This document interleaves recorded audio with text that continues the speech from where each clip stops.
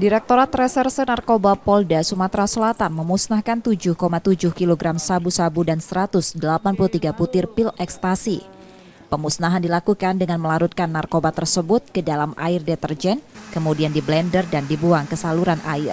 Sabu beserta pil ekstasi itu merupakan hasil sitaan dari ungkap kasus yang dilakukan polisi pada Maret hingga April ini, dengan 8 orang tersangka yang ditangkap di 3 wilayah Sumsel, meliputi Palembang, Banyuasin, dan Musi Baju Asin.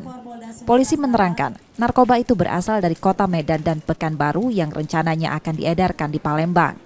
2 tersangka yang tertangkap merupakan bandar dengan barang bukti sabu 3 kg lebih, dan sisanya pengedar jaringan provinsi. Kini polisi masih melakukan penyelidikan dengan dugaan tersangka lain dari jaringan tersebut. Jumlah tersangka ada 13 tersangka semuanya dengan barang bukti 7.755,58 gram dengan ekstasi 183, TKP sendiri 3 LP di Kota Palembang, 3 LP yaitu di Kabupaten Kuba, terus 2 LP di Banyuasin. Ada 2 yang bandar, terus selebihnya kurir.